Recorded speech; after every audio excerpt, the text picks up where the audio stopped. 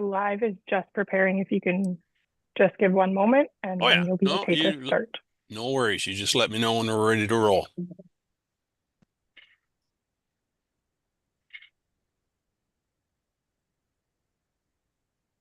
You are good to start, Chair. Very good. Thank you, Alicia. So this is a public meeting. First of all, welcome all those online. This is a public meeting concerning proposed zoning bylaw amendments pursuant to Section 34 of the Planning Act. We have 4 files to deal with today: C24, C27, C28, and C29.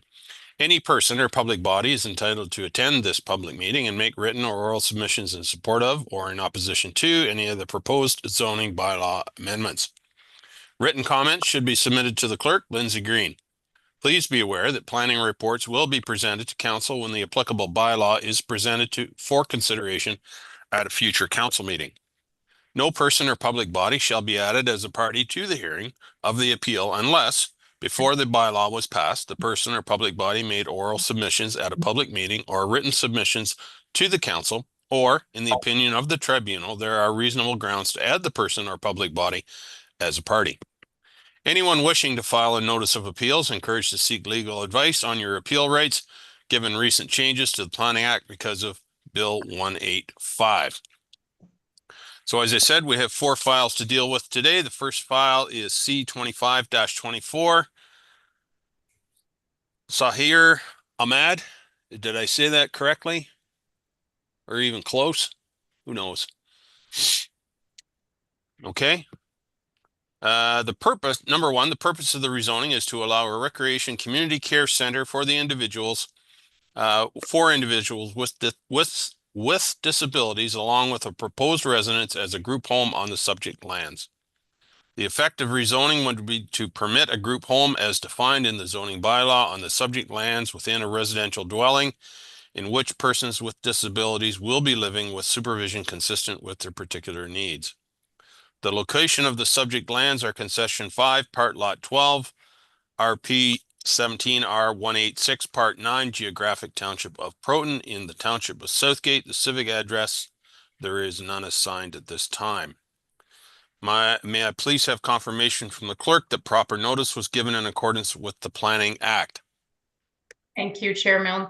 Yes, proper notice was given in accordance with the Act. The sign was posted on the property and notice was sent out to property owners within 120 meters. I just want to make note, there was one property that was missed. We linked that back to an issue with our GIS system, but I have been in touch with that property owner and he was able to submit comments ahead of time. Anyone can help, can hear me? Sorry, yes, we can hear you, Sahir. Just one second. Okay. Sorry, Brian. So I have connected with that member of the public and they have submitted their comments and I imagine they are listening in virtually, and we will ensure that they are provided with the notice of passing, which they requested. Excellent. Thank you, Lindsay. I'll now ask our planning consultant, Bill White, to review correspondence received from commenting agencies. Good afternoon, Bill, and welcome. Thank you, Mayor Milne. I'll briefly review the correspondence received. The County of Grey did respond with comments. Their comments are on the website, as are most of them, if not all of the ones that I will summarize. Just to go to the back summary of their comments, they acknowledge the development would provide much needed housing needed in the community. They recommend the application be deferred to provide additional information and clarity regarding the proposed land use, the type of the planning justification letter, a detailed site plan, MDS calculations if required, and site servicing details that may be needed, as well as issues regarding septic capacity and well water availability. It's the County of Grey. Public Works Department, Township noted the zoning of the property, that safe access can be provided to the road, that road widening is not needed, and that this is a road, load restricted road, and that there's no wellhead protection area risks associated with this site. The Saugeen Valley Conservation Authority provided a letter The summary part of their letter said they have reviewed the proposal according to their mandate and the township's policies regarding natural hazard. Given their above, the SVA staff advised that it's consistent with section 5.2 of the natural hazard policies of the provincial planning statement and consistent with the Grey County official plan and township official plan policies for natural hazards. They also advise that based on the plan submitted with the application, the development is within their screening area and that it will require a Saugeen Valley Conservation Authority permit. Comments from the public received. Deborah Cochran, who had objections to the application for regarding the size of the building, impact on the wetlands, and so forth. Rebecca Baker had several letters.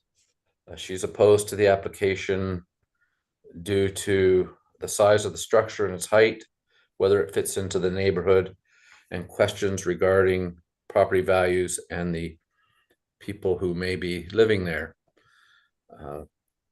There was an information package provided by Rebecca Baker that's online with information on the property. There was further affidavit from Rebecca Baker regarding a meeting that an impromptu meeting. There's a letter with further information also provided.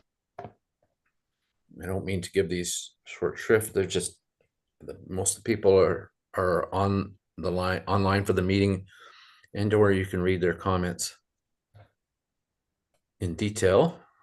And then also there were comments from Edward Carvalho, and he has a number of concerns regarding the proposal, the intrusion on the landscape, impact on residences in the area, hobby farms in the area, rural community appearance, etc. Dorothy Ferguson had comments about and concerns about the size of the building, well water availability, proximity to the river, impact on building a new barn and livestock being kept, and so forth. And there there's at least one petition, and with updates to it, opposing. And then RDA Designs has submitted a presentation, which I got there on behalf of the applicant, which I gather the applicant would be giving. So I think I have all the comments summarized. Apologize if they're a little bit brief, but everyone will have their opportunity, I guess, to speak to their specific comments, or you can read them further. Very good. Thank you, Bill. Does council have any comments or questions right now? There will be another opportunity as we proceed, but is there anyone had any questions or comments currently? Martin, go ahead, please. Thank you, Chair. Yeah, I'm just looking at page 18, the little map they have, and the hazard line and the size of the building, to the closeness to the river. Perhaps, Bill, you can explain to me what environmental constraints mean, because it is checked off wetlands and floodplains.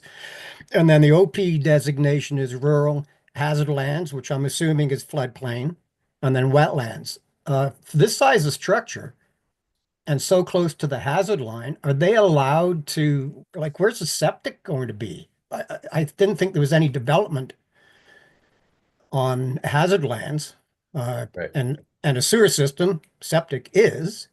So I'm just wondering where the septic's going, because when you look at the map out front, I think it said in the Grey County report, any parking lots has to be permeable i.e. not asphalt driveway, and it looks like there's going to be a lot of cars there. So I'm just wondering, how does all that work? Or is that site plan?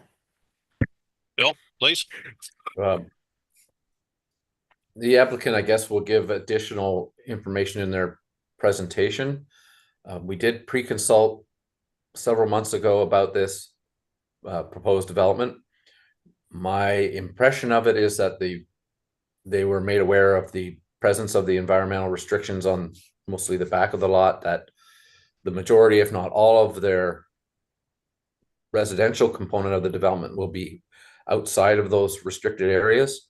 It's close enough that the Conservation Authority is suggesting they would need a permit, but the intent, I think, is to build septic well and home, which would be a large home, outside of the environmentally constrained areas. They have talked about trails and perhaps a gazebo and small bridge, that kind of thing. Those aren't shown just yet, and they are aware that those are potentially subject to an environmental impact analysis being needed. So they haven't shown those details to any great degree, and really the rest of it we'll have to address when we prepare our report. So all I can say is at this point, the intent is to build the residential component of this, or the group home component of it, in the areas that are not environmentally sensitive, and that what may move into those environmental areas are trails and amenities. Very good. Thank you, Bill. Any other counselor have any questions right now? Okay, not seeing any.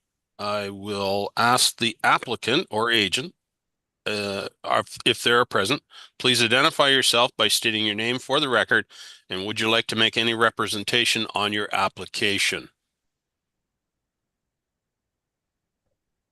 Can you hear me? Can you hear me? Yes, we can hear you now, Sahir. Okay, just 1 second. Let me turn this volume on. Are you going to Is make a okay now? Yeah, are you going to make a presentation? Yeah, my actually architect is there. If he can go ahead first, and then I can, or just briefly I can explain. Sure. Okay, the reason actually I just check, and the letter might be you got from that she put on Rebecca's online. You check that. That actually is some misconception. They just all thinking that I'm doing some kind of business or some kind of that. All of that disabled people live there and they have any create problem. Not like that. Actually, I'm just doing just for the neighborhood, or some people have problem, just limited, whatever allowed to me. It's not. So not this kind of hospital or anything. So I explained to Rebecca when I met her, everything. So I don't know, again, there is something. So just that limited, we already in that our plan, you can see that maybe maximum 10 or 15 people. Sorry, it can be, might be in home, family member can be by that 8 or 10 people. This is not big deal. Okay, thank you, sir. Now, Yeah. you had mentioned you had an architect that was going to make a presentation. Is Yeah. he or she And here? one thing, sorry to interrupt you. One more thing I just have to explain before. So actually this is, I'm not doing for any kind of money or that profit or anything. So that because somebody put on that objection, this is for going to be for money. So there is not money involved, and I'm doing everything what I have earned in my life. I'm just going to charity because I have my son, only my son. So that also have the problem. So when I die, where I take this money? So that is all the plan actually. And that property will be trust in the name of trust, and nobody can sell it anytime or anywhere, nowhere, no one. So even my daughter, she's not interested. She's low. She knows she like, and she professionally good to go, so because she don't need money. But she tell, okay, whatever you want, you can do it. I don't need, because she's good in her profession. So there is not any problem. So whatever I'm doing right now, any money I'm just doing hard working. So because this project almost might be because $10 million, because I need the equipments and everything on the building and this and that. So this is not easy, because we have to have some security. All those washroom had some security, everything. And this is not just for open to the whole public, that people coming from all over the maybe Toronto or all over the somewhere. So this is just for limited people and for the community, because I trust for my son as well. I need to him get something for his life, because I never know because my age. So I that's why this is my all plan, not just doing for this is not for profit as well. I do might be I support for the nurses and all the stuff for myself. So I do some investment property or do some investment. So that income generating from that property, then that will go to run that facility. So I'm not asking anybody donation or charity or anything. I do myself everything. If I need the government or the people, those have disability, they get funding from the government, they can fund it. If they like, they can give, but not forcing that, okay, you have to pay for that facility. So that's I'm doing for good job, good thing for sake of God, but I don't know the people why this making, I don't know. So what I say, you understand that, because I don't want to say anything more. So you Okay. understand what I'm saying? Very good. Yeah. Thank you, sir. Thank you, sir. Appreciate that. Now, you had mentioned you had an architect here. Is the architect prepared to speak? Dilpreet Singh, I see you have your hand up there. Go ahead, sir. Can you hear me? Yes, sir, I can. Perfect. Thank you. I can see you too. Perfect. We have our presentation that we prepared Sure. just to help. I don't know if we could share that on the screen. Yep. for The clerk is saying yes, you can. Please. Oh, I can. Okay, 1 second. Yeah, I believe Alicia would have made you a presenter. So you And I should see be able to Alicia's share nodding the her screen. head too. Yep. Yeah, we can see it there. Very good, sir. Okay, perfect. Thank you. So just let me know if you guys want me to go faster because the presentation is long. So if there's certain things that you guys want me to just skip, we can do that. No problem. Well, we weren't planning on spending the entire afternoon here, but we want to make it fair to everybody. So Yes. carry on, sir. So again, the whole point of the presentation is we read the comments and and what everyone had to say about the initial proposal and the whole presentation. The reason why again we're having this proposal is so we can hear out the neighbors and acknowledge everything that the neighbor has set out, and we want to address all those comments as well, and let the neighbors know in terms of what our approach and what the reasoning for our application is, and then obviously hear what the neighbors have to say as well. And I made sure Mr. Ahmed was here for this presentation, so in case Mr. Ahmed would have a better idea of explaining stuff rather than and because the funding and everything is obviously from him, and this is a lot of it is his ideas, right? So just to go over, we did work before we submit our application. We did speak to the township and town staff and the conservation staff before we even started making initial plans to get an understanding and let them know that what our intent was and what the purpose of the project was. And we looked into the Conservation Authority and the setbacks prior to submitting our application. That's why we placed our house in that the building in that area that we have. We actually wanted it to be a little further back, but we couldn't just because of the setbacks. And we'll mention more about it later in the presentation. So like Mr. Ahmed had just mentioned, the application, what's about the facility with children with disabilities. So pretty much it's where parents can leave their children in a safe and supportive environment. It's not for profit, like Mr. Ahmed was saying, that he's funding it himself. Like Mr. Ahmed was just saying, 10 to 12 children at a given time, not more than 8 overnight. And the main purpose is to provide child care. So the whole back portion is a portion for the kids to come and use, and then the front portion of the house is for the primary for the family that will be taking care of the facility for them to live in and for them to use. And so a qualified staff will always be on site, and that's pretty much the gist of what the building is for. We kind of mentioned how it will kind of benefit the township, right? So it will strengthen the township's reputation, construction, ongoing projects. Well maintained. It's going to be a well maintained building. It's large scale. Again, this is not like a commercial building. It's a residential house, right? So it's not like we're putting a commercial unit there. It's built like a house and it's made for a house, and someone will be living there full time. The group home and for the childcare is only something that's being used in the back area for the kids and to help them community, and it's for everyone. So anyone in the community can also come out and use it. So, and again, one big thing is like, obviously this would have a huge property tax revenue for the township, which again, that will help the township itself as well, right? For the neighbors are like, they're more than welcome to, if they need to use a facility for their childcare or whatever the situation is, they can use it. It's a mansion, like architecture and landscaping will elevate the space, and it'll be more desirable to look at. It's not something that we're building that's going to be an eyesore. The facility standards to keep upkeep will ensure the property remains an asset, because it's going to be a trust fund. It's not going to be that one person is making the property look bad. It's going to be well maintained throughout. And obviously this is a little bit different. I don't think there's too many of these around in terms of a fully funded open childcare provided by a homeowner for an open neighborhood. So yeah, it is going to be different, and it promotes a neighborly connection through open door policies where everyone's allowed. It's a welcoming thing. So again, we are going through the aesthetics, and it's like I said, it's gonna be the mansion type look with high quality materials, barrier free designs for anyone to use. It's gonna have the fire safety, the sprinklers, the flood essentials used as well, and thoughtful placements of entrances, windows, etc. So we've looked into that, and again, we're in very early stages of designing. The initial concept is obviously to get the zoning and everything looked at and amended, and then begin looking into the design process and septics and site servicing and everything afterwards, once we can clear out the zoning and what we know what we can do on this property.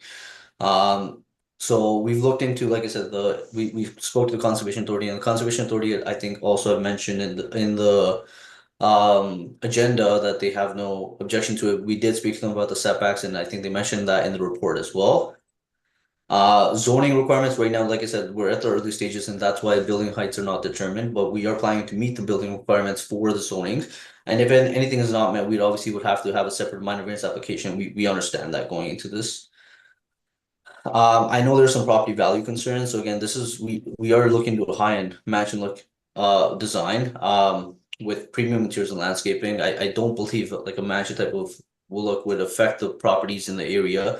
If anything, I believe it will increase the value, as there's a nice big property to look at, right? The property will add charm and elegance to the neighborhood, make it more attractive to potential homeowners. Families seeking a caring, inclusive neighborhood may be drawn to the area. A trust managed property, ensuring that the building will remain in excellent condition, avoiding any risk, neglect. The presence of a high value property often leads to increased demand for homes in the area, as buyers perceive the neighborhood as upscale as well developed.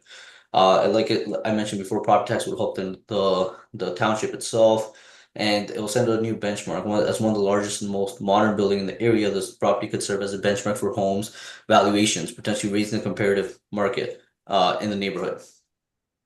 There was concerns about flood protections for the kids. Again, that would obviously be looked at. The building would be raised, the foundation would be higher to make sure that the water doesn't get. We are away from the floodplain. We would be speaking to the conservation authorities, and we would have proper safety, and the staff would be qualified to manage all those things. We did share floor plans. They weren't. We have provided those to the township. They weren't shared over to the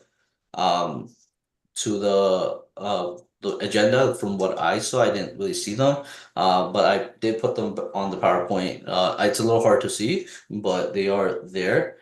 Again, it has an indoor pool, it has 2-story movie theater, it has an indoor-outdoor connection. It's so far right now, it's 8-car garage, multiple bedrooms, multiple washrooms. So in terms of the parking things, there's only going to be about 8 to 10, like 10 to 12 people there. Not everyone's going to be bringing their own cars, and just the facility alone has 8-car parkings. And again, this is on a 10-acre property. I don't think parking is too big of a concern for this. And yes, everything would be a paved pathway for for parking itself. Again, this is just the second floor. This was the ground floor. These were inspirations that we initially looked at when we were looking into designing this place. So this house is in Georgia, for example, and this house is a custom house that in Brampton. Regarding MDS calculations, because we saw that was mentioned. MDS calculations, we spoke to the township, and we have an email correspondence from December 20th from last year, just letting us know that we don't require, just because of the structure that we were looking at. It doesn't house livestock, it's unoccupied, and therefore MDS calculation is not required. that was the reason there was no MDS calculations included. So we did look into pretty much a lot of this is reiterating what we had kind of already mentioned.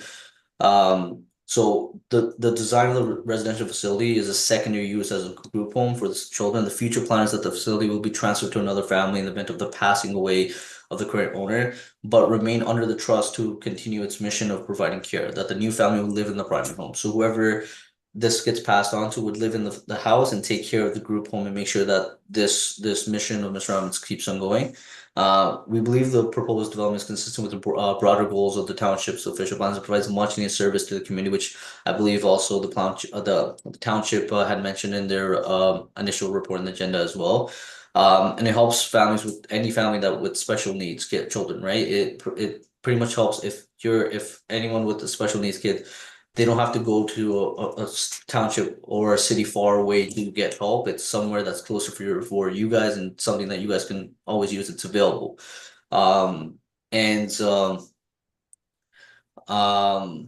We would obviously get professionals involved to review the sewage and servicing and the drainages.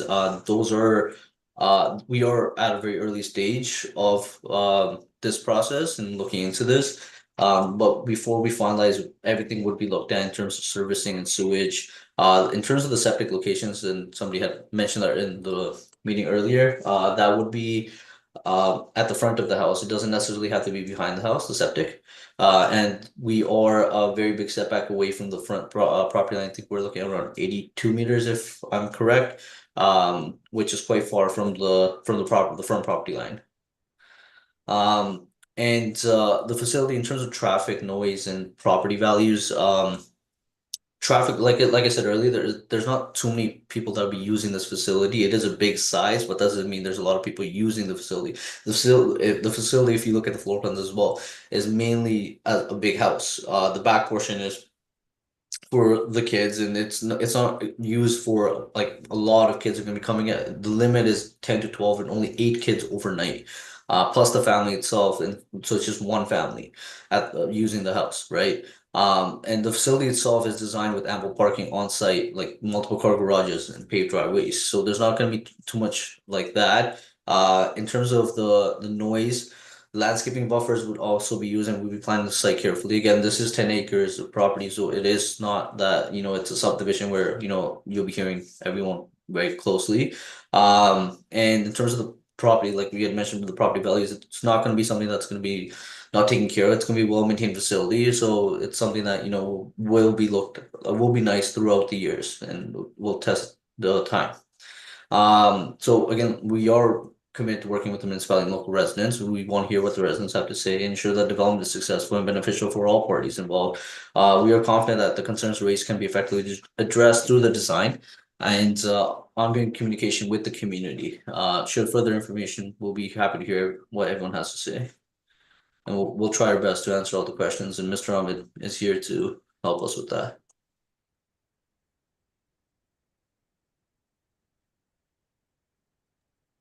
You're muted, Chair Milne. Oh, there we are. Sorry, I apologize. Thank you, sir, for getting through that as quickly as you did. You did well. Is there anyone present who would like to make a submission in support of this application? Not hearing anyone. Is there anyone present who would like to make a submission in opposition to this application? And if you could, once I recognize you, please state your name and your address for the clerk, and your comments will be included in the minutes and will form part of the township records. Lindsay. Mayor, just Yes. before people get started, we do have a list. Oh, okay. To try to make it flow better. So I'll turn it over to Alicia and we'll go in order of her list. And Very then good. if we missed anyone at the end, we can open it up and make sure that everyone speaks. So I'll turn it over to Alicia to just follow the list. Excellent. That's why we have a clerk's department, to keep the mayor doing what he's supposed to do. Lindsay or Alicia, who's first on the list, please? Sorry, it's just loading. Apologies. Well, that's all right. I have a Dave Eckersley. Is Dave on the line? Please unmute and Perhaps what we could do is we'll keep a note of who spoke and who hasn't. So note that Dave didn't speak, and maybe at the end we'll come back and I'll ask for him again. Who's second on the list? Deborah Cochran. Deborah, are you on the line?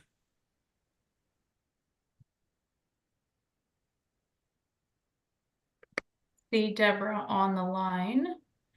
And even if we called your name, if you don't want to speak, that's fine too. Just Oh, yeah. let us know Oh, that. hi. No, I didn't know I could unmute myself. I thought you There you guys were go. controlling Yep. all that. We can hear you No, now. Go ahead. hi. No, I did not intend to speak. I made a written submission. I do have questions for our township regarding if this passes, will it affect my property and the use of my property? Right now, I am able to keep livestock if I choose to. I do not keep livestock, but I don't wish to forfeit that option. And that's a huge concern. And mostly, my biggest concern is why so big? This to house 8 to 12 children plus a family. We're talking about something that's the same size as, say, Grey Gables in Markdale. And that is a massive amount of space per resident. And I would like to know what the justification is for that. I understand there's a swimming pool, but even so, it just seems rather out of scale for the proportions of the rest of the community, which does concern me. And that's about all I have to say. Very good. Thank you, Deborah. Thank you. Who's next, Lindsay or Alicia? Donald Malott. Donald, are you on the line? Okay, moving on to the next person. Juan Gaviria. Juan, are you on the line? Okay, who's next? Yes, Oh, Martin. There Yeah, you are, sorry- sir. Go ahead, Sorry sir. about that. No Yeah, worries. it's under my wife's name. She's Oh, not okay. here, but yeah, we both signed the petition. Yeah, we're against the project. It's such a big building. We're concerned with septic. We're concerned with the well system, and the security of our neighbors. I mean, we live here for a number of years, and this is a pretty quiet neighborhood, and this is just a huge property, which it just doesn't seem to be fair enough for 8 to 10 children. Okay, very good. Thank you, sir, for your thoughts. And my Who's wife would be the same thoughts. Doris Valencia, she's not here. Okay, good. Thank you. Thank you. Alicia? Rebecca Baker. And I know Rebecca's here because I can see her. Welcome back, Hello. Rebecca. Go ahead. Good afternoon. Yes, I have many concerns in regards to this bill. One, the sheer size of the building. It is massive. It is huge. It would not fit within the context of the neighborhood. I have concerns still with the property value because of it being so large and not fitting in within the neighborhood. It would be reducing some agricultural land. There's 2 hectares that are being farmed at this time. I'm also, let's address the noise. Even though if there would be additional landscaping done and trees and whatnot within the area, sound moves very quickly, very easily through the area. I can hear my neighbors talking next door behind their house. Going on? And I can understand them. I'm also concerned with, let me see here, possibility, let me back up. Besides the noise pollution, light pollution is also one of my concerns as well. The traffic volume. Also concerned about possibility of members of the household trespassing onto other people's properties and the liability with that as well. Concerned with the water supply. How will drilling a well affect all the other neighboring residents? The building, as far as I'm concerned, is too close to the hazard line. In the initial site drawing that was given, it's practically right up against it. Let me see here. I do believe that, and I apologize if I repeat myself on any of these points. No, that's all right. I believe that it will decrease our property value because just the sheer context of the size of the building and how it will relate to everybody else's properties. It was noted in the application that there wasn't any livestock nearby. There's quite a bit of livestock nearby. There are 3 horses next door adjacent to across the road, a small hobby farm directly across the road with several livestock. There is another hobby farm on the corner of 8 and 14. Plus, there is a larger cattle farm that is on the opposite side of the Boss household, which we supplied a photograph in our petition showing that that farm is actually still there. I just have a lot of concerns with this particular build in this area. I don't think it is a good spot. I do believe that there is a need for such a facility, but I don't feel that this is the right location for it. What about emergency services for the residents there, the disabled? We all know it takes a while for the emergency to arrive. Police and or fire and ambulance would be at least 15 to 20 minutes outside. I feel this facility would be better suited closer to a location with better infrastructure, a hospital, entertainment, things that would be easier to get to enrich their lives as well. I don't know. I'm gonna stop now and let what I've submitted already stand for itself. Thank you. Thank you, Rebecca. Who's next, Alicia? Wendy Boss. Wendy, are you on the line?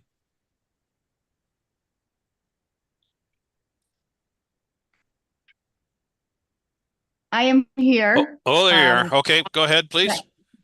I'm also opposed to the size of the facility. I'm also concerned about what will happen with the sewage and the well drilling and what it will take away from the area. I'm not opposed to group home. We are definitely in need of it, but the sheer size of it is not something that we're in support of. I'm concerned about pretty much the concerns that are written on the file that are included in the on the paperwork. I'm concerned about the actual size of it. Okay, thank you, Wendy. Alicia, who's next? Zita here. Sorry if I pronounced that wrong. Dita, are you on the line?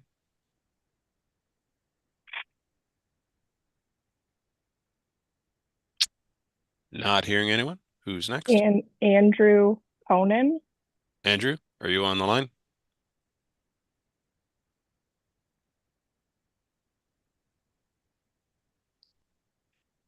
Chair, he is on the line, but he needs to unmute himself if he wishes to speak. Some are thinking that they'll be unmuted by. Okay. I'll just blame it on my phone. There you go, Andrew. We can hear you now. Go ahead. Yeah, sorry, I was just running back and forth. I'm still at the work here. Yeah, sorry, I just jumped in. My concerns are basically the same as almost everyone else's. We are right on the corner of 14, 11, and 8, where the red schoolhouse. Okay. And so when I look directly north, I work in a facility that's 26,000, well, it's about 25,000 square feet. That has 12 units in it. So this facility would be approximately the same size, twice the height. And that close to the road, I don't think would fit the environment, and the same concerns as with the wells, sewage. It's, yeah, I was quite shocked when I found out that it was going to be right there. It just looked like a cornfield. Okay. Yeah, you're just catching me just right in between things. Sorry. Yeah, no, that's fine. Thank you for taking the time to participate. We appreciate that. Who's next, Alicia? Howard Delau. Howard, are you on the line? Yeah, can I go last just because I do have a lot of questions just based off of my experience of being a director for a non-for-profit and also opening my own group home. Well, I mean, we want to hear from everybody today, and we're trying to be as Right, fair so as we carry on. my first question then is do they have approval from DSO to go forward with this? My experience is being in this field for almost 30 years now and dealing with parents. A lot of times they jump the gun and they start going into group home models because they consider how old their kids are. And as Tottingham can explain, the town had a group home get put in there. They didn't have approvals from MCCSS. They didn't have approvals from DSO. So they built this giant house. They had everything put in place, and it wasn't approved. It wasn't ready to go. Under the administration of Doug Ford, MCCSS has had a hard time giving out money. Have you guys read the newspaper about 3 weeks ago, 4 weeks ago? Children Aid is broke and are basically asking for money at the moment from the government. Same with MCCSS to provide care for adult with special needs or children with special needs. It's about $200,000 to $300,000 a year for this funding, and without approvals from MCCSS, a building like this would be sitting vacant for a long time. One of my biggest concerns right now when I look at this project is they're going to need a fire suppression unit in there. Right away, it's the first rule that has now changed with group homes. Where is the cistern going? How much water is that cistern going to need to be filled up? They've got the swimming pool on the property. How much water is the water underneath? Sorry, I'm forgetting the word of it, but the water underneath the ground, is that going to hold all that and be able to keep a cistern filled? Is it going to be able to keep a swimming pool filled? Plus, according to MCCSS regulations, you're going to need showers in all those rooms that you have, those 8 or 9 or 10 bedrooms. You're going to have a full working kitchen that's going to keep these guys going. Is there going to be enough water underground to hold what they're proposing at the moment? I guess my next question is, I read the application and I know he's talking about PSW, a nurse. Is there a behaviorist going to be involved in the project? I'm asking this as a safety for the townspeople. Not having a psychologist or a behaviorist on staff is concerning as a behaviorist myself. And knowing the facilities I've gone to in the past that have many group homes, a lot of the guys that come for respite care, which they're documenting in the outline application, need or basically are the hard to serve population. As a director of a non-for-profit, we have a couple of respite houses in Dufferin County, and to date, without our psychologists on board, without our behaviorists on board, we would not be able to handle the clientele we have. A lot of them are runners. A lot of them come from out of our township, and the reason for that is funding. York Region is one of the towns or one of the areas that provides what's called crisis funding. There's not crisis funding in this area. Actually, even it is hard for MCCSS to give what's called group home funding right now in our area. And the reason for that is if you look up online, the Ombudsman has actually blocked funding because there are 3 kids, or 3 adults, I should say, in hospital right now, tying up our system. And until they have a placement, they're having a hard time giving out the funding. And because there aren't a lot of group homes out there, that funding is really hard to get at the moment because you need to have an actual group home to be in placement. And if they do not have those approvals I talked about from MCCSS, they also have to follow what's called QAM, which is quality assurance measures. Sorry, I'm rushing myself, so I'm going a little bit fast here. I do apologize, but they have to follow QAM. So for quality assurance measures, they would have to have certain things in place, certain training in place, certain staff, not just PSWs that they talked about before. My big question right now is they talk about they are a parent of a child of special needs, but what other experience do they have running this group home? Have they done this before? My experience doing this, it has taken years, Brian and Barbara and everybody else. This is not just you want to do it overnight.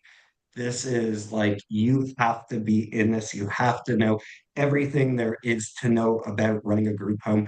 There are so many, like I said, QAM regulations. There's water regulations. If a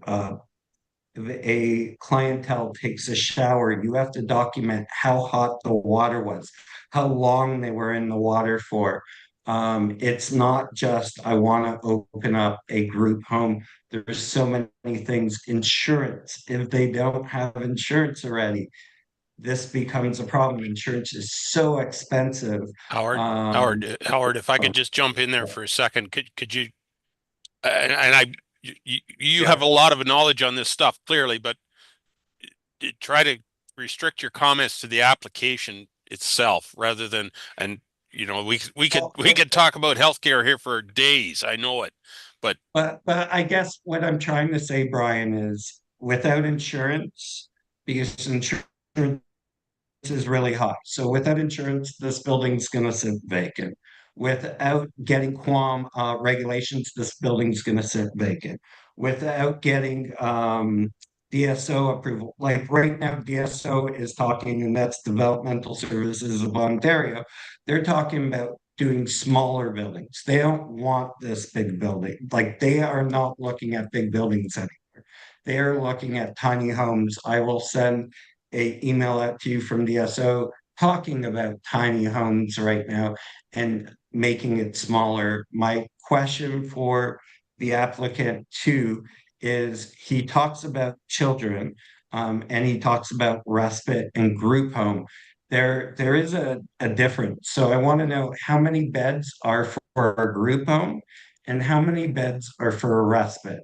So a respite, just to help the council understand, respite are beds that will be turned over usually one night to they're only allowed to be there for 3 months. And then a group home would be the rest of their life. So how long would they be staying on the facility? I also see that as a safety concern, Brian, because at the end of the day, if you are getting these respite kits, like I mentioned, they're coming from other places and they're coming because they are the hard to serve population and who is going to be looking after them. I want to make sure, I love the idea, I love the concept, but I want to make sure if it's there, it's not sitting there vacant for the township to take care of, and for us not to be able to know what to do with afterwards. Okay. There are clearly a lot of concerns there, and I'm sure everyone shares the same thing. So thank you for that, Howard. Appreciate that. Alicia, who's next? Alex Phillip. Alex, are you on the line?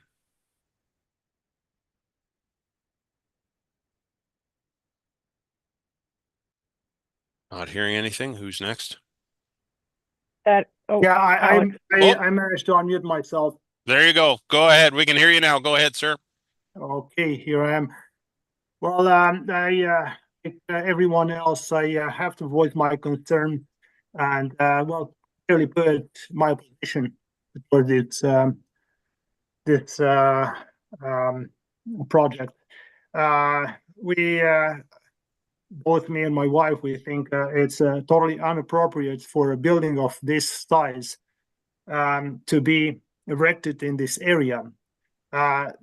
Everybody that knows this area and lives in this area knows that this area is a farming community. There are small or large farms, but all of them enjoying a certain type of lifestyle, and that lifestyle is composed of hobby farms, farms that belongs to the Mennonite community, and so on. But all of them, they have something in common, and they have nothing in common with a project of this magnitude. And there are obviously a ton of other concerns there, but I think the technicality is being addressed here. And I totally agree with the people talking before me.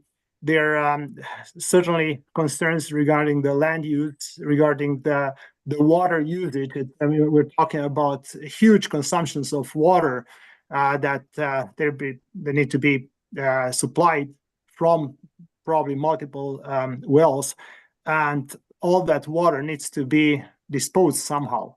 That's a huge concern to I think everyone that looks into this from a technical perspective. I'm an engineer myself, not a civil engineer, but nevertheless, I think every person that has a good understanding will see this as a major issue. The air quality, the noise pollution, the light pollution. I think Rebecca mentioned earlier.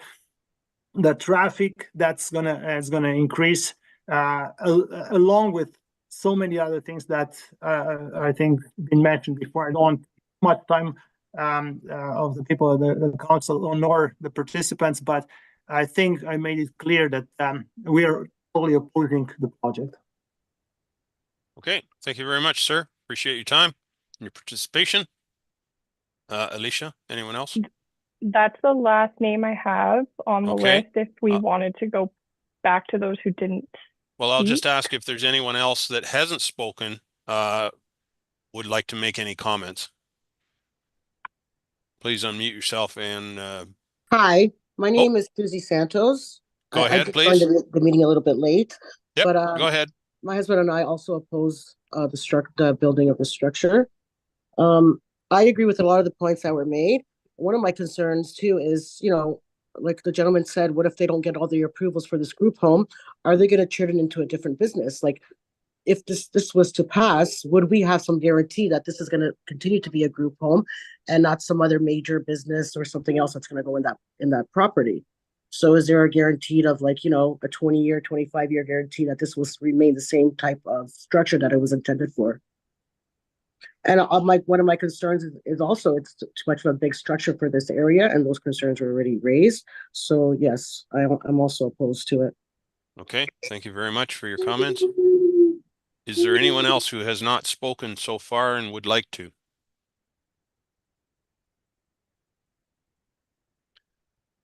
Okay, and my apologies, perhaps I should have made it known at the start, and maybe everybody does understand, but there are no decisions being made here today. This is simply an information meeting about the project. So with hearing from the various members of the public, we will proceed on and ask, is there any final questions or concerns from council. And I see Councillor DeBreen or Deputy Mayor DeBreen has her hand up. Go ahead, Barb, please. Thank you, Mayor Milne, and thank you all for being here. I did have concerns, many of them of which have been raised. My biggest concern is the staffing, the licensing, the certification, the ongoing certification of a facility of this nature. Certainly, while it is always needed in our communities, we want to make sure that the welfare and safety of the residents, the clients, is paramount.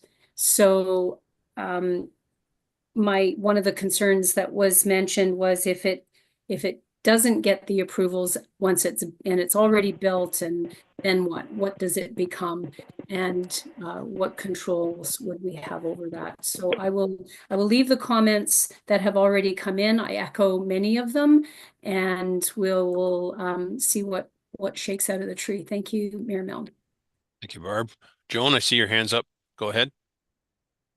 Sure. Thank you, Mayor Milne. I'm a social development consultant, and I've worked at group homes and halfway houses throughout my career. The norm is not for such a large facility, and I can echo on some of the stuff that Howard said, which I won't. I'm not a planner by any means, but in my roles, we work with land planners to determine the impact of major land use, like for transportation, housing, recreation facilities project for these kind of homes and the occupant. Also, info about what will be happening there and the huge building, the development disability. For these things, we normally have like significant limitation in cognitive and adaptive functioning determined by a psychologist, and also registration with the College of Psychologists of Ontario. Piggyback down, why a mansion type building for children with disability? That's another concern. Will you be applying for funding for the upkeep of the cost of the program since the facility is free? And also, is it a group home or a facility for recreation community? Because I heard both, so I'm not too sure. For special needs kids, because I heard group home in the presentation, and just the rest of questions, I will leave that because a lot of it was echoed, but those are some of my concerns. Thank you. Very good. Thank you, Joan. Martin, I saw your hand was up. Thank you, Chair. Yeah, there was actually a lot of good concerns, some that I never even thought of. But I'll just do it for myself, going really simple. Grey County wanted this deferred because it looks like they're not happy with all the information that they got. So why, in the future, a zoning amendment for a thing, and we have to look at each file by file. And this is a gigantic concept. So I would have thought they would have had all their ducks in a row. I want the zoning amendment because this is what we want to do, not what this might be done, or that might be done, or that might be done. And their report, page 21, it does say that Grey County is primarily responsible for supplying, maintaining, administering social special needs housing. And you go further down, and it says direct new social housing units towards designated primary settlement areas, mainly for some of the points that were brought up. Medical, I think it was Ms. Baker who mentioned the 15-minute ambulance times. And that's in a good day in the summer, let alone County Road 14 and 89 in the winter. So I think it's a great idea, but I think there has to be a lot more work done on the application for county, because there's so many things. I think somebody else mentioned the size of it. Any building like this, it don't have to be night sky compliant. So it's not just one thing, it's all kinds of things. So I think there's a lot of work for the applicant to do, take this information back, because sometimes, I don't mind saying, sometimes with the Planning Act and all these policies, this policy, it is consistent with policy number this. It is consistent with policy number that. It is consistent with this policy. Same thing with the conservation. It's consistent. But when the shovel's put in the ground sometimes, it might be consistent with the policy. But what they're doing is not consistent with the area that it's being put in. It doesn't fit. So that's just comments that should be taken back to the Gray. Great idea, but the one stumbling block for me is Gray County and their direct new social housing to permanent settlement areas, not in the country. And especially with a main tributary for one of our rivers, it'll probably have a lot of snow melt in the springtime, and there's going to be kids there. So I think they have to do a lot more in their application. Just an opinion. Thank you. Thank you, Martin. And I think we can agree that the number of concerns that have been raised here today, there is a tremendous amount of work to be done if the proponent decides to proceed. Any other counselor have any questions, concerns? Joan, Brian, I'm go on ahead. the line here. Oh, sorry, go ahead. No, I'll let Jason go first, and then I'll come back to Joan. Go ahead, Jason. Yeah, I apologize. I couldn't be on there. I'm just listening on the phone here today. Yep. Yeah, I echo quite a few of the concerns that the public has brought up. I mean, I don't live too far away. One of the main things I was concerned about on the applicant was the livestock farms, and I know there is two that are within that 400 meters, and you know, some more planning on coming on board here in the next couple of years. So how will that affect them? Because it is primarily you know, an ag region, and it's just like, to me, I echo the other people. The structure there, it seems crazily big for me for that many people. And so it was just mainly a comment. And I just wonder with some of these comments, I'm not sure, you know, how the meeting's going to go, Brian. Is the applicant going to have a chance to address some of these to us today again, or just wondering if he could maybe answer a few of those easier questions? That's all I was wondering. Yeah. I guess I could afford the applicant the opportunity, but I just thought it might put some at ease if he had a few answers of the simpler questions. That's all I was wondering. Yeah. Thanks. Okay. Well, we'll come to that in a minute here then, possibly. Joan, you were next. Go ahead, please. Thank you, Mr. Mayor. I was just a question, the age of the children. What age are we looking at for this group home? Okay, good question. Any other counselor? Okay, Mr. Ahmad or your architect, do you want to address any of that, or are you content to hear the concerns and the questions and work with the staff to address them? Yeah, I noticed all the points that I heard. Okay, that I answer you one by one. Can you Okay. hear me clearly? Is okay? Yep, yeah, I can hear you. Okay. So first I got that the more concern about the size. So size, actually, I will build my residence for myself as well, the same place, because my wife and myself, I have to take care for the children plus the staff. So I have to live there too. So I build the house, and that house will be used for that person after I die. So whoever run that facility, maybe trustee or whoever, they can live in that house, live there and run the facility. So that wise the size is big, and we have that theater for the children. We have the pool, indoor pool. We have and need the big space for the play, and we need the big kitchen and everything. So that's why the size looks like big. And the second is the security. So security concern is that whatever we have to suggest that government need or whoever need the security, we have to have follow that. So there is not a problem. And for next year was there somebody concerned that farmland. And even myself, Mrs. Rebecca, I already explained this is land, not farmland. This is residential zoning R6. Even that farming, I gave the person who doing farming on that land free. I'm not charging anything. I just give him to free to do the farming, and he making money, not myself.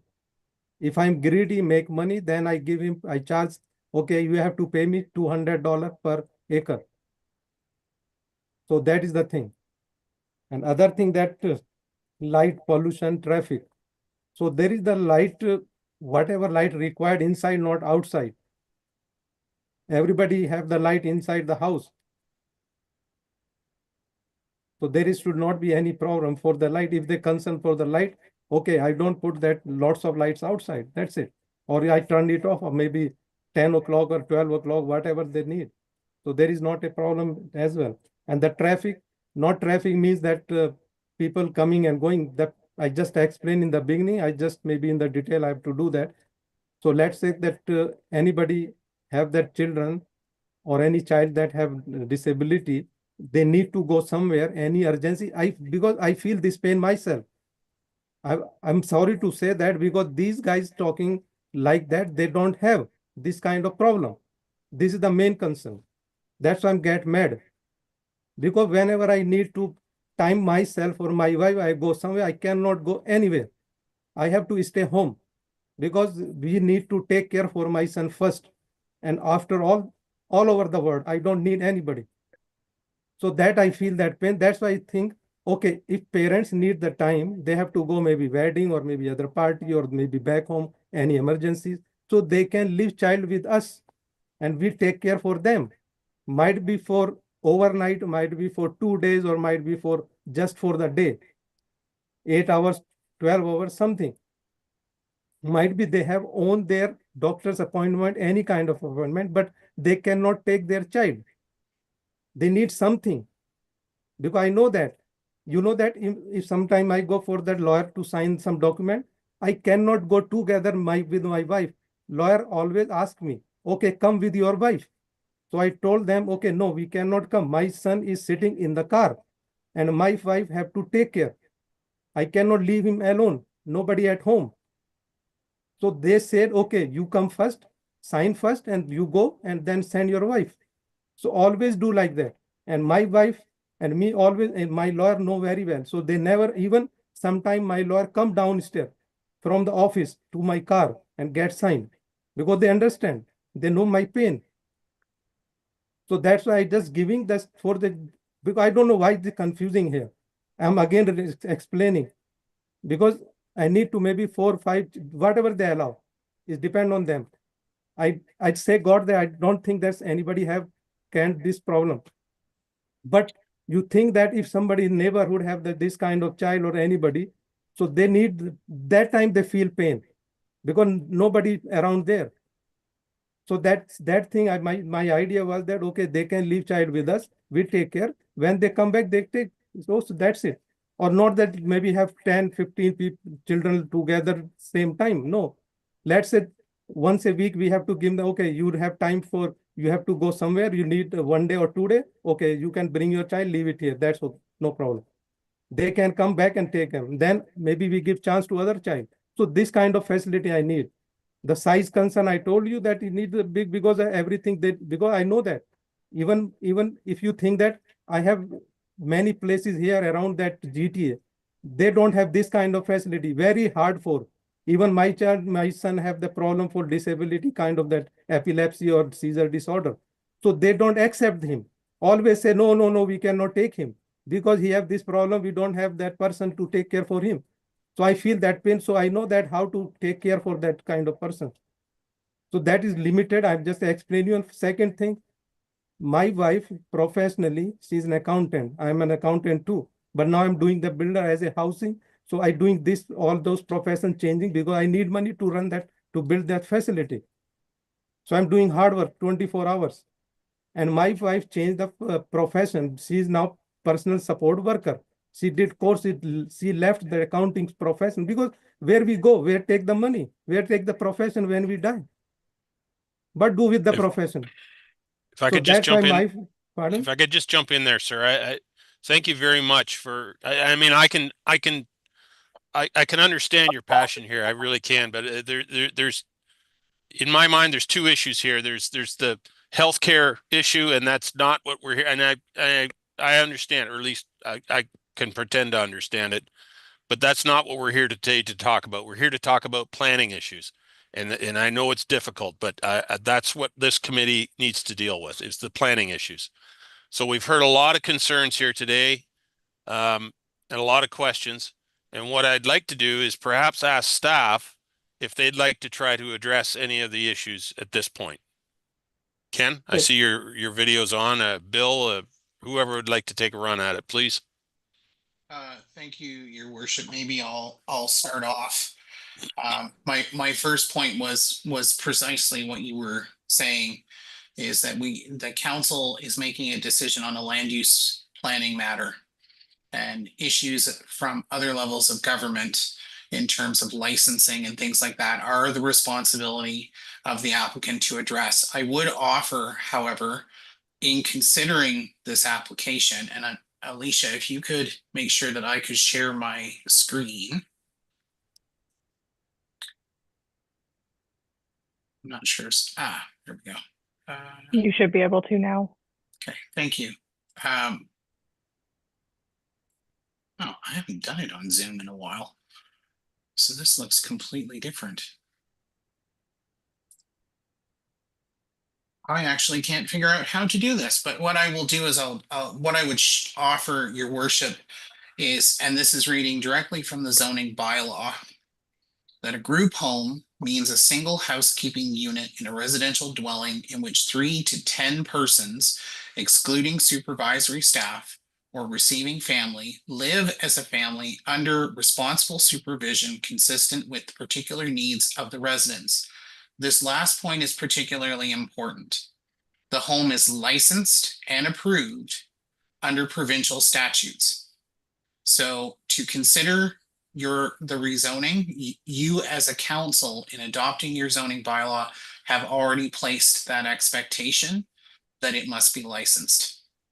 So that has already been covered in the definition, but there are certainly some tools in relation to some of the concerns about a potential new building and how shall I say, premature construction without proper approvals that we can look at, which we will take back before this comes before council. I think it's also important, though, to recognize, as the applicant has noted, most of the area around this site is zoned residential, R6. It is not zoned agriculture, and agriculture is still allowed. So keep in mind that right now, if I was to buy the property and build a home, I would be obligated to stay out of the hazard area. But from a zoning perspective, if I proposed a house that was 2 times the size of what is before you today, and it met the setback requirements, the lot coverage, and height, then a building permit would be issued.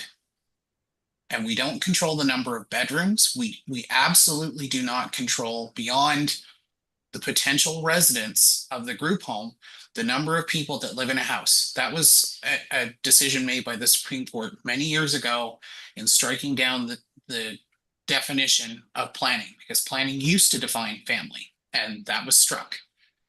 So keep in mind, there's no public engagement for a house if it's a permitted use.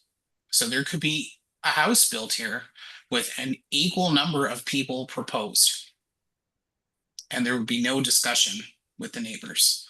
So I'm trying to recognize certain things that have been expressed. The other thing I'll say, Your Worship, and it's been expressed by those that are in opposition, but also by the applicant. There was a comment related to increased taxation and potential impacts to property values. One thing I want council to make sure that they understand is that financial matters are not relevant to your consideration on either side of the coin. So the potential increase of your property taxation is not relevant to your discussion. And there are so many things that change property value that you can't say for certain what can happen. Can you hear me okay, Your Worship? Yes, I can. Okay, Yep. good, because I just realized my microphone isn't down either, and I thought this was one of those things where you need it down. No, you're doing good. But that's all I would offer at this point. There's a few other issues that we'll need to do some research on for the sake of future analysis, and I would just say stay tuned at this point. I'm not sure, Bill, if you wanted to add anything else. Oh, I was just going to say to say that there are a few other issues is an understatement. Bill, did you want to add anything at this point? I'll give you the opportunity. I'll be very brief. I think in light of what we've heard today, and certainly Ken has laid it out very clearly, the perspective we have to take as land use planners on this.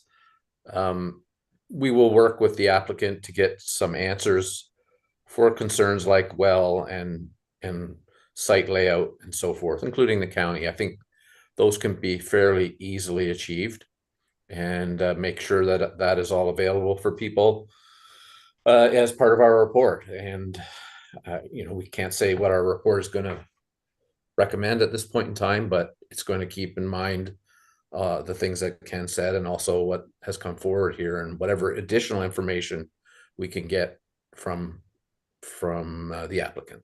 So I think it's been a very healthy discussion and brought up good information for us to pursue with the applicants. Very good. All right. Good discussion. Lots of questions, lots of concerns. There's lots to be worked on. So I will conclude this portion of the meeting and move on to our second file today. So the second file is C27. Did I get that right? Yep. C27, Gleason and Carolyn Martin, Explore Tower Proposal. The purpose and effect of the, sorry? Yeah, excuse me, can I just two, three questions I also raise? I have to answer them too. Just give me 1 minute, okay? Is that okay? Sure, go ahead if you're brief. Okay. Yeah, first that somebody concerned about the funding. The funding I explained already in the beginning. I don't need any funding from anybody, from the parents or from the government. Yeah, I do everything myself. Okay. And second thing, that was something staffing. The staffing, and then there is the concern about that psychotherapy. My daughter also have the registered psychotherapy, and she is the behavioral analyst. So she is ready to give her service for free. So what else I can do for them? I don't understand. That's okay. Go ahead now. It's okay. All right. Sorry for Thank you, sir. Thank you, sir. Appreciate it. So as I said, we're on to our second file here today, C27-24. The purpose and effect of the proposal is that Explore Incorporated has proposed a 45-meter tall, light-duty steel lattice-style communication tower and related radio equipment on private property at 084231 Southgate Road 8, Mount Forest, Ontario. The proposed new structure will enhance internet and data coverage and capacity for the surrounding areas. Location of the subject lands is in Concession 8, Part Lot 16, Geographic Township of Egremont, Township of Southgate. The civic address is 084231 Southgate Road 8. May I have confirmation from the clerk, please, that proper notice was given in accordance with the Planning Act? Thank you. Through you, Chairman. Proper notice was given in accordance with our communication tower policy. It's a bit different.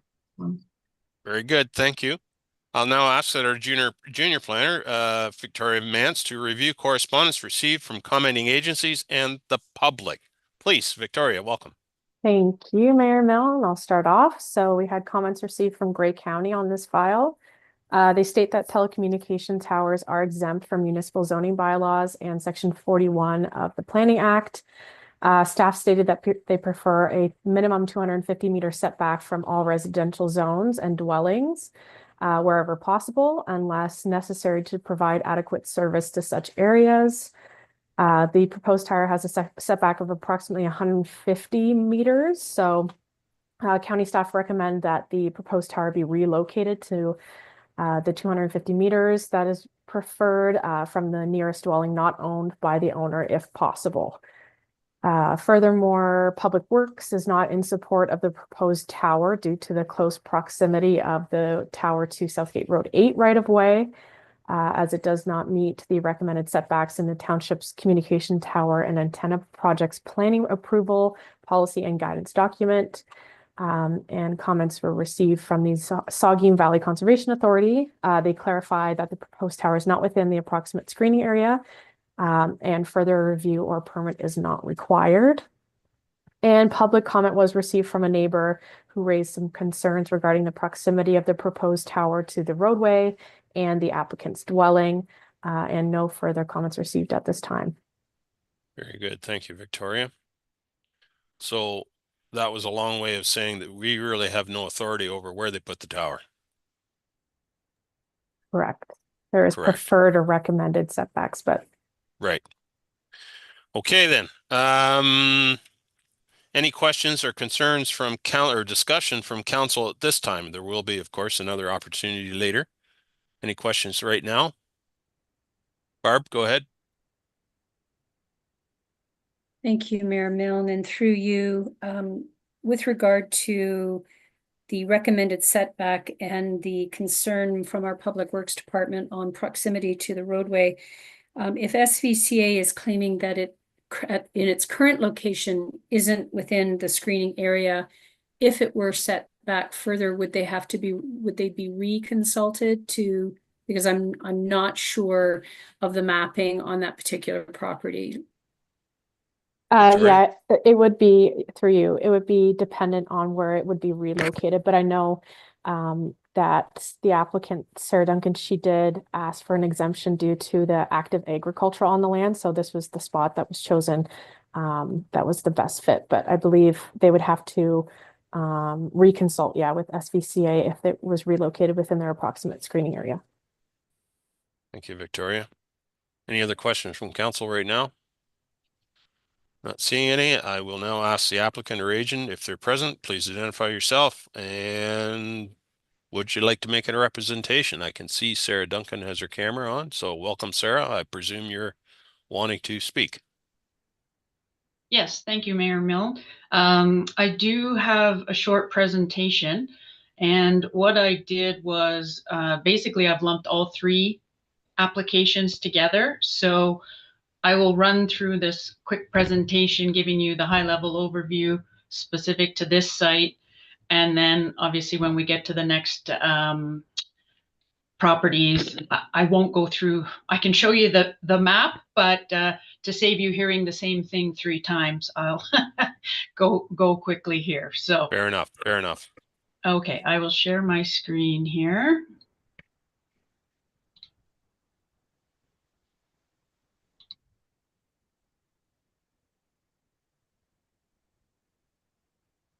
Okay, hopefully you can see that. Yes, we can.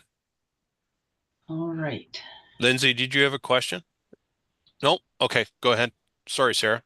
Nope, no problem at all. Okay, so we're here today. My name is Sarah Duncan, and I'm here representing Explore. I work with Forbes Brothers, who is responsible for acquiring these sites and working with the municipalities' planning departments to go through the public consultation process.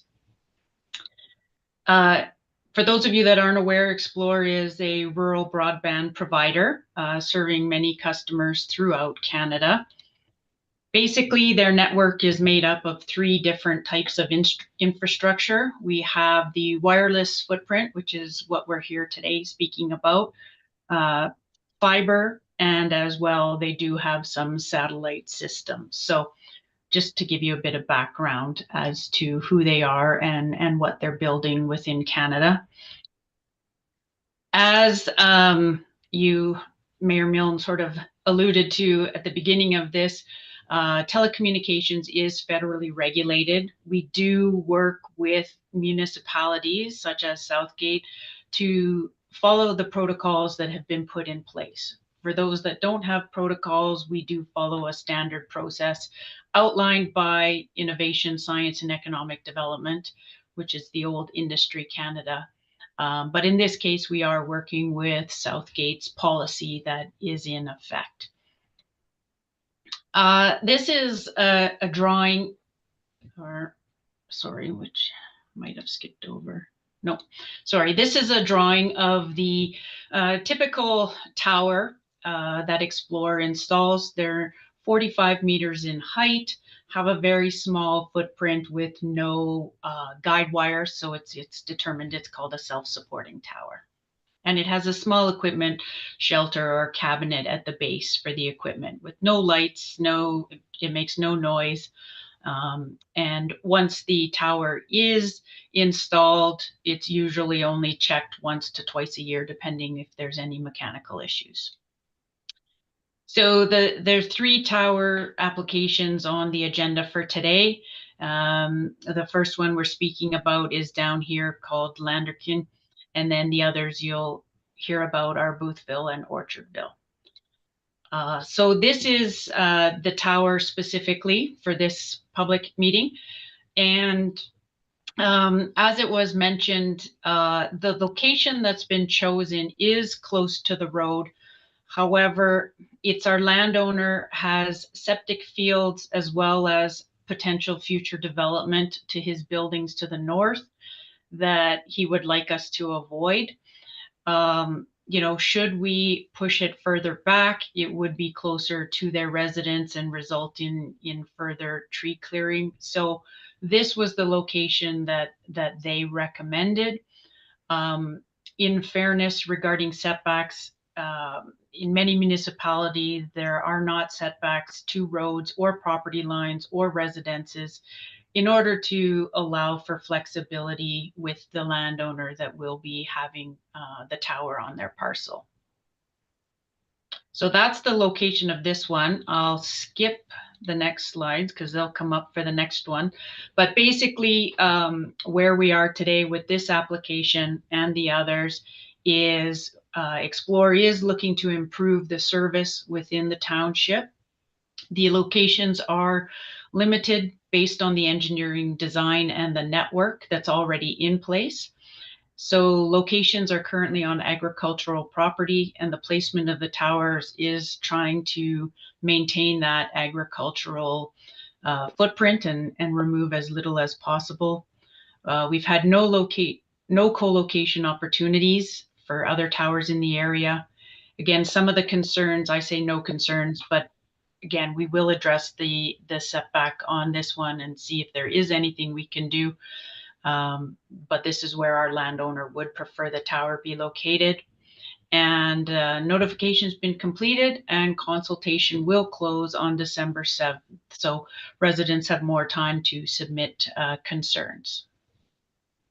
And that's the presentation. Very good. Thank you, Sarah. Okay, carrying on with the script, so to speak here. Is there anyone present who'd like to make a submission in support of this application? Hearing none, is there anyone present who would like to make a submission in opposition to this application? Okay, not hearing anyone. Any further questions or discussion from members of council? Sorry, hello, can you hear me? Yes, I can. Hi, I have a question. Regarding? Regarding the last item that was, sorry, I was joining the meeting late because of a work obligation. However, I am interested in understanding why there are no other co-location opportunities and what the analysis was done on that. Okay, could I just get your name for the record there, please, ma'am? Yes, it's Peggy, P-E-G-G-Y, Aliferis, A-L-I-F-E-R-I-S. Very good. Yeah. Okay. Thank you. Thank you. Sarah, do you want to respond or? Certainly, through you, Mayor Milne. When we're looking at opportunities to co-locate in the Explore Engineering and Design, we have a very small window. We look at about a 500-meter radius to locate these towers. Sometimes we can go up to 1,000 meters, which is a kilometer.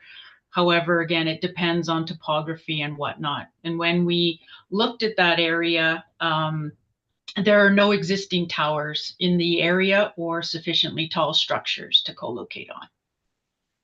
And Peggy, just to be clear, we're talking currently, right now, we're talking about the tower down at Landerkin, which is down near Mount Forest. We're coming to the one which I believe is adjacent to your property in a few minutes here, but nonetheless, good question. Thank you. Okay, thank you very much for clarifying. No worries. Councilors, any questions or discussion? Martin, go ahead, please. Yeah, thank you, Brent. No, I was just looking at this first one with it right next to the road.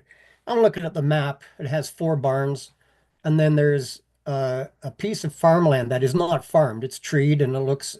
Could they not put that on that piece? Get it farther back from the road? It's farther away from the house. And it'll probably, by the look of it, just as far from the agricultural buildings too. There's like a gigantic swale where the farmland is obviously worked around it. I was wondering if that would be a better site. The lady, Sarah, you did mention that they only get looked at twice a year. So, or would that be something with the broadband itself that it has to be there because it will pick up better? I'm just looking at the lay of the land here, so. Sarah? Through you, Mayor, we can look at that, certainly. We will discuss it with our landowner. Again, it's not a technical requirement as far as moving it that, a distance like that further back into the property. It is, however, up to the landowner. And as well as previously noted, if we end up further into the conservation area, we may have issues placing it there. So we would have to go through a secondary review of that, but we will take a look at that for sure. Thank you. Final call for questions or discussion from council on this particular tower. Okay, thank you, Sarah, for that. We'll move on to the next one, which is the next file, which is C2824. Marlon and Marianne Weber Explore Tower proposal. The purpose and effect of the proposal is that Explore Incorporated has proposed a 45-meter tall light duty steel lattice style communication tower and related radio equipment on private property at 2450-19 Southgate Road 24, Mount Forest, Ontario. The proposed new structure will enhance internet and data coverage and capacity for the surrounding areas. The location of the subject lands is Concession 17, Lot 1, Geographic Township of Proton, Township of Southgate. The civic address is 2450-19 Southgate Road 24. May I please have confirmation from the clerk that proper notice was given in accordance with the Planning Act? Yes, through you, Mayor Milne, proper notice was given in accordance with our communications tower policy. Excellent. Thank you so much. Now have our junior planner, Victoria Mance, review the correspondence received from commenting agencies and or the public. Please, Victoria. Thank you, Mary Milne. So comments were also received from Grey County on this file and are available on the township's website. They state that telecommunication towers, again, are exempt from municipal zoning bylaws in Section 41 of the Planning Act. They prefer a 250-meter setback when possible, unless they provide adequate service to such areas. And the proposed tower does meet the 250-meter setback, so county staff have no further concerns.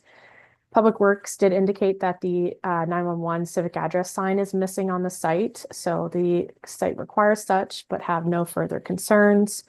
Comments received from the Saugeen Valley Conservation Authority clarify that the proposed tower is not within their screening area and further review or a permit is not required.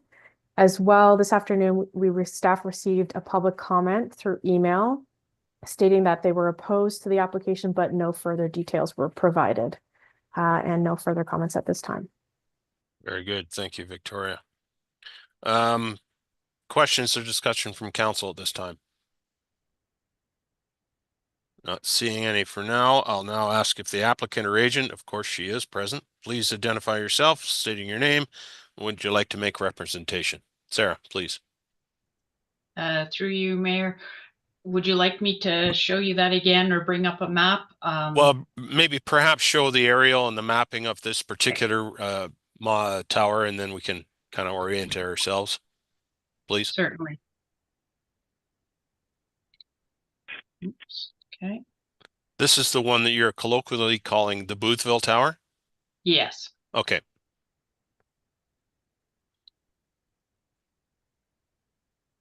Okay, so I'll just skip back to, there we go.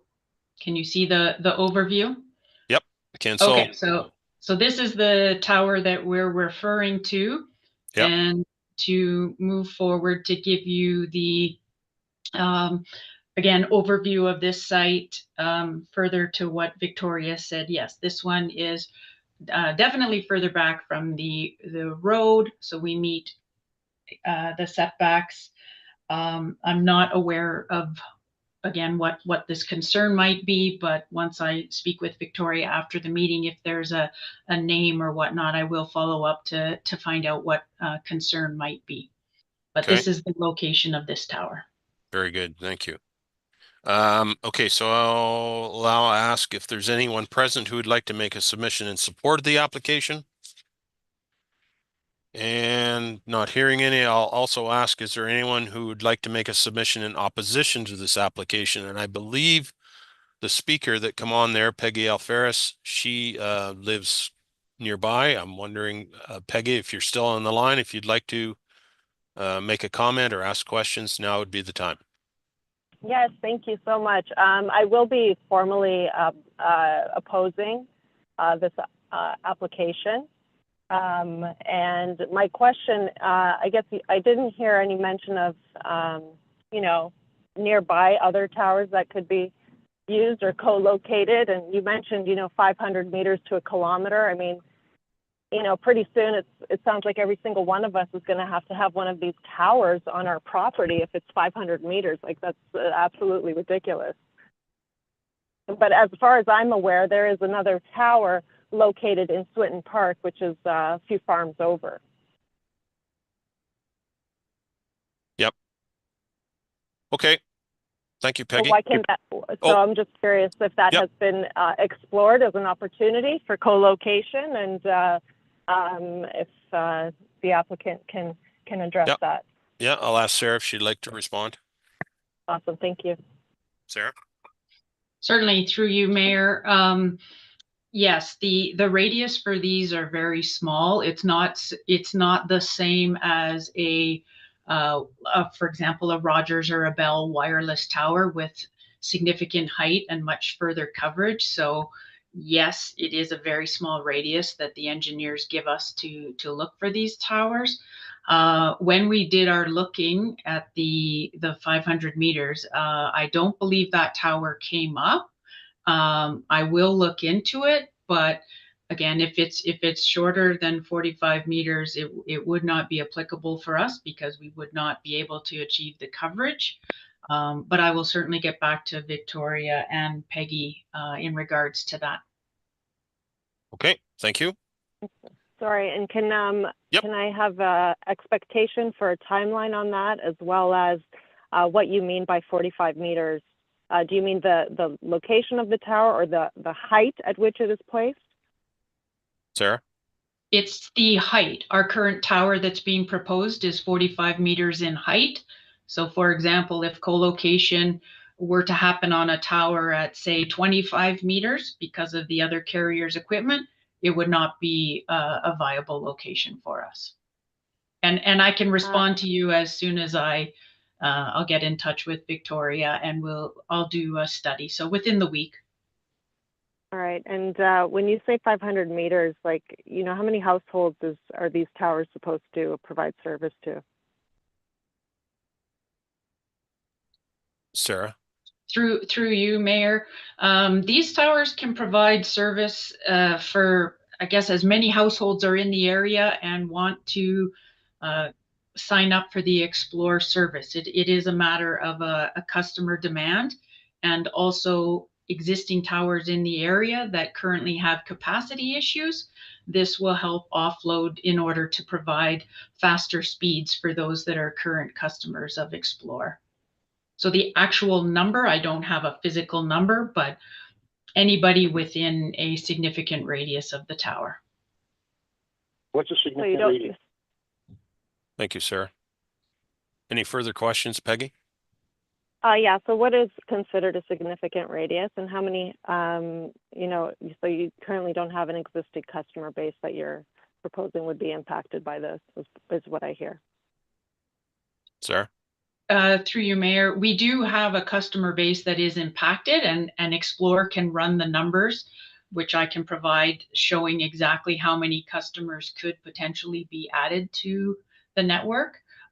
As well, these towers can usually cover between a 7 to 10 kilometer radius. Okay, thank you. Peggy, any further questions?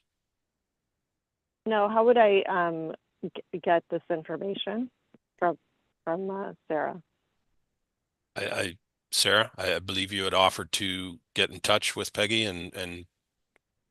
but anyway, I'll let you respond. Okay.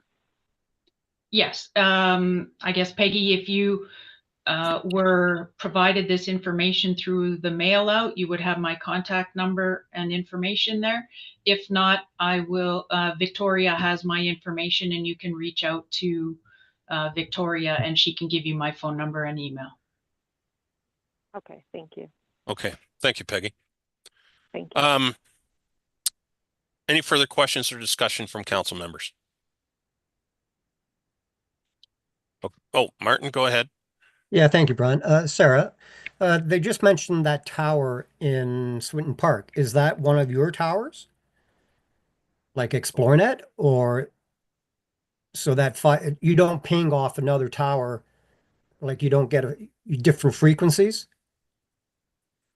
Sarah? Because I think Peggy mentioned the close proximities. So you won't interfere with any other company and they won't interfere with you? Through the mayor, no, we will not interfere. We work on different frequencies. Wavelengths. And that allows co-location to take place. Nice. Okay, thank you. Very You're good. welcome. Thank you, Martin. Thank you, Yeah. Sarah. Okay, not seeing any further questions or discussion from council, we'll move on to the, I guess that would be the third and final tower, C29-24. Orville and Danielle Martin.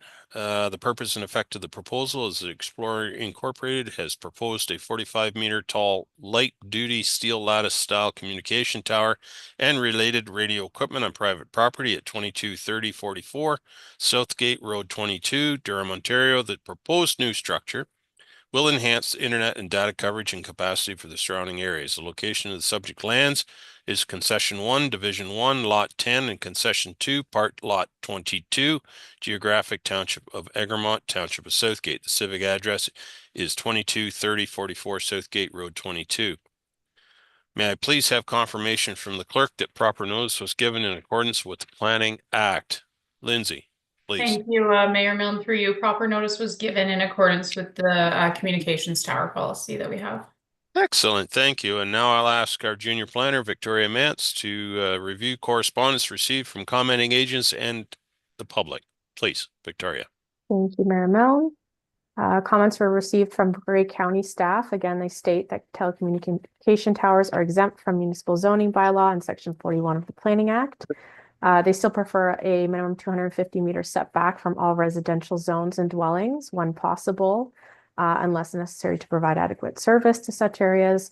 The proposed tower has an approximate setback of 180 meters. Therefore, county staff recommend the proposed tower be relocated to 250 meters from the nearest dwelling not owned by the property owner if possible. Original Public Works submitted comments indicated no concern, but upon further discussion with planning staff, they did raise concerns regarding the proposed tower due to the close proximity of the tower to the right of way. And the proposed tower does not meet the recommended or encouraged setbacks in the township's communication policy and guidance document.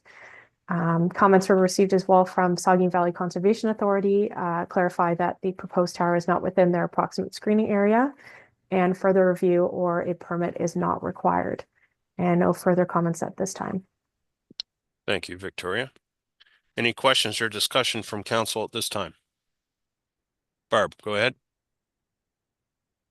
Thank you. And through you, Mayor Milne, I was waiting for this final one because if we were concerned about the setback of the first one on Southgate Road 8, when I look at the photo rendering in the file under application 2.4.2, there's a photo, there's a tower currently depicted on that photograph. And I don't know if I mean, you could spit to it. It seems to be awfully close to the right of way. And it appears from the aerial photographs and that it is all agriculture. Is why park it so close to the right of way and close to the residents when there is agricultural fields available without any restrictions to hazard lands or other obstacles. I do have a concern that if we have a policy that a desire to have a setback, that we should be trying to meet those setbacks. Thank you. Thank you, Barb. Any other counselors have any questions? Joan, go ahead.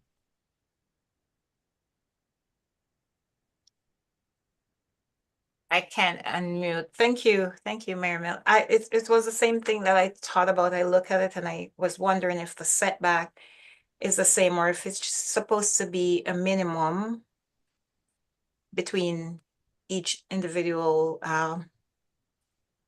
lands. And it looked like it will just fall over. I know we need communication, needs improvement, but at the same time, we also have to bear in mind any hazard or if anything should happen. So that was a little bit of my concern in that, and this last one too. Okay, thank you, Joan. Anyone else have any questions or discussion? So now I'll ask Sarah to bring up the aerial photograph so we can orient ourselves, and then she can comment on that particular tower. Please, Sarah. Certainly.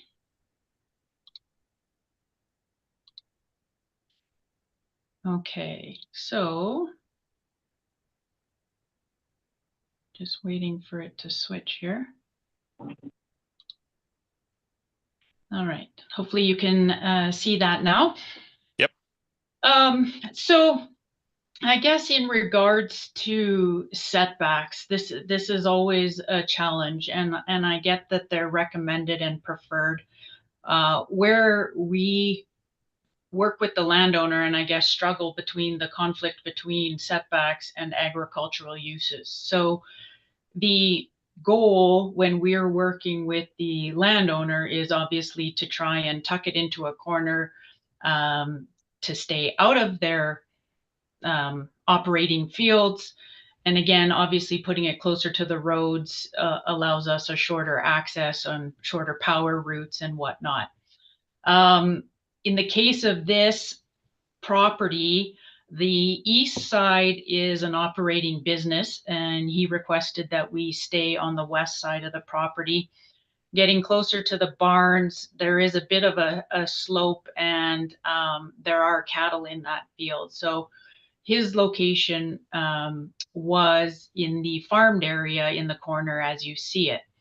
I can, again, certainly go back to the landowner to see if there is an opportunity to push it further into his field away from the road. Again,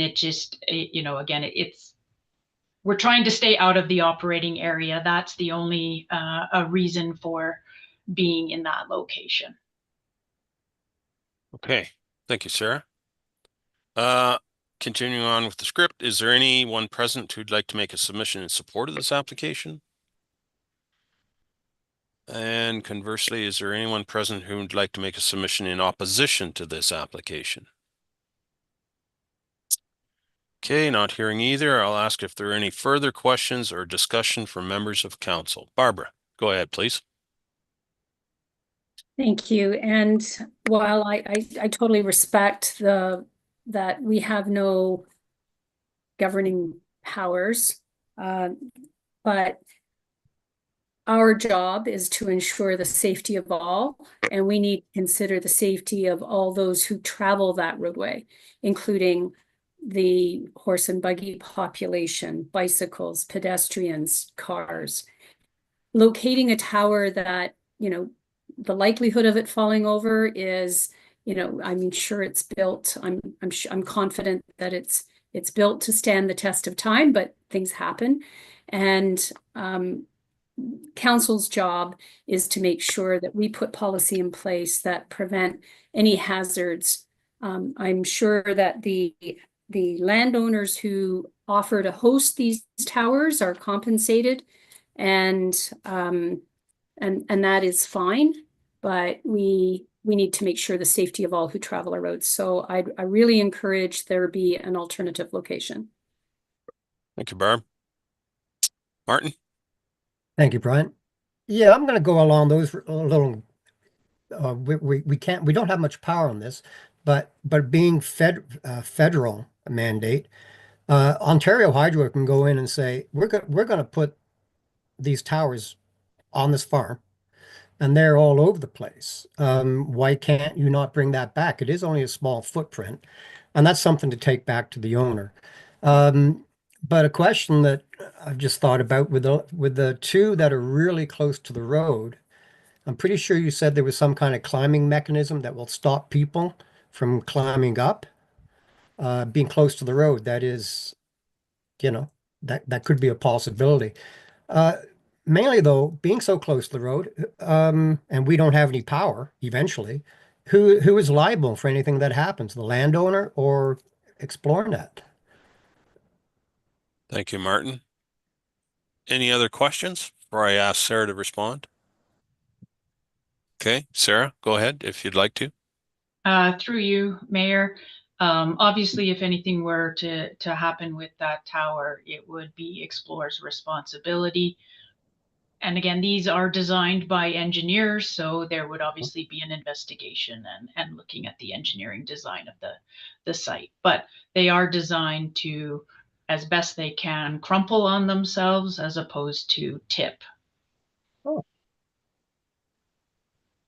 Okay. I did not know that. Thank you very much. You're very welcome. Any other questions? I had a question from the chair. Sarah, how are the landowners chosen? And indeed, are they compensated?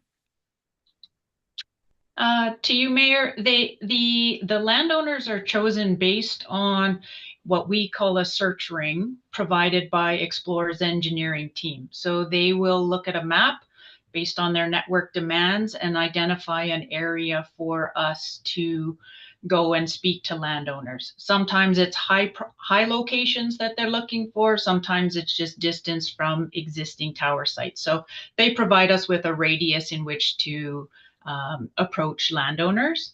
And yes, they are compensated through a lease agreement. Yeah. Okay. And I guess one further query would be, how do you determine why or where you would place enhancements to your network when there are competing networks already existing in the area? Well, in this case, I mean, ATEL or whatever it's called now, there's ATEL, there's Rogers, there's Bell, there's different networks in place already. How do you determine whether you want to encroach or, go into their area, so to speak, and enhance the communications? Yeah, and that, through you, Mayor, that's one I'm not privy to all the internal decision making. I do know that providing their service will be different than what a Rogers and a Bell service is providing. So basically, where they're looking for is based on customer complaints, where they see a need that maybe another provider doesn't have satisfactory coverage. They can be the, incumbent to provide that service. So really, that's probably a better question for Xplor as to how they determine that.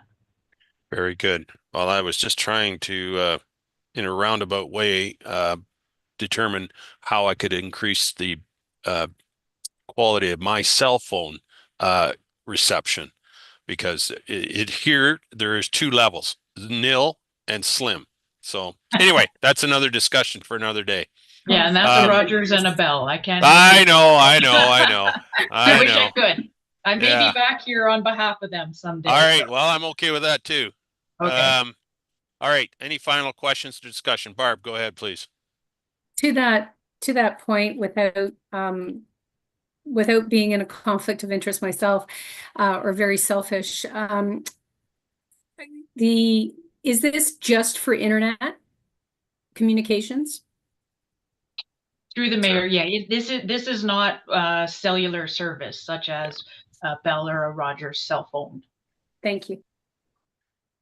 All right. Oh, Lindsay, go ahead, Madam Clerk. Just as long as we're done, I just wanted to ask if Sarah does have any direct communication with any of the landowners, if she could just copy Alicia on it so that it can be added to the file, and then everyone has the they can all have the availability of that information. Thank you. Alrighty. Not seeing any further requests for questions, consultation. Sorry. I will. Oh, Sorry about that, Mayor. I'm just on the phone, so I can't raise my hand. is this Peggy again?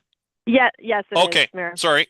Go ahead. All I can I see just is your thought it- phone number. I can't see a name. Sorry, go Awesome. ahead. Thank you. Thank you. I just had a final question and comment. You know, as we're talking about, you know, Bell and Rogers, and obviously those are the big players and they've been around for a long time. ExploreNet, however, is a relatively, I would say, I've never heard of them before, name. And I'm just curious, when we talked about, you know, towers collapsing or liability, et cetera, what happens when ExploreNet is no longer around or ceases to exist as a company potentially? Like, who's responsible for this? And are we going to have these, are we potentially going to have, you know, towers scattered along our farmland that is no longer, you know, usable or maintained? Good question. Sarah, do you have something for that, or? Through you, Mayor. I mean, I can't look that far down the road. The hope is that if Explore were not to be around, there would be a new or another provider that would purchase that infrastructure. Should these actually no longer be required, let's say way in the future, this is all satellite or fiber, the leases would be terminated and the towers would be decommissioned, i.e. And what does removed, that I mean? should say. Removed. So they would be removed from the property. And is this something that is, you know, that you're stating? Is this something that's written down? Do you have this information in a report that could be provided?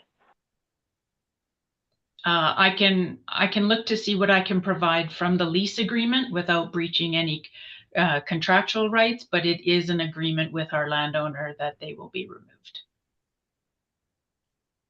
Thank you, Sarah. But potentially, like we're saying, these towers don't just impact the landowner who is gaining a financial benefit from having these towers on their property, but the potential harm comes to those beyond just the landowner, those who may be in the area, et cetera, as we talked about, right? So when we talk about confidentiality, it goes beyond just that. You also have a responsibility to others as well as to the environment and wildlife. Thank you, and Peggy. I'm curious what kind of assessments have been done. Again, through the mayor, any of the assessments and environmental, we go through the planning department and go to the conservation authorities for their review. Thank you, Sarah. And that has been done? Sarah? Yes, that has been done as part of the planning circulation. Okay, thank you for the questions, Peggy. Barb, I see your hands up. Go ahead. My apologies, Mayor Milne, for another question, but Ms. Salaferis raises a good point, and experience with wind towers and solar panels and other structures of this nature where there is a decommissioning clause. I guess it would behoove the owner or the leaseholder to make sure that their interests are protected should at some point the tower need to be decommissioned, that it's not at their expense, but also not at the township's expense either. Thank you. Thank you, Barb. And I would think that would be prudent of the landowners. Okay, seeing no further questions or discussion, I will declare this public portion of the meeting adjourned it is 2:59. So if you had a 3 o'clock commitment, you're still going to make it. I thank all that attended today and for the questions and discussion. Take care all.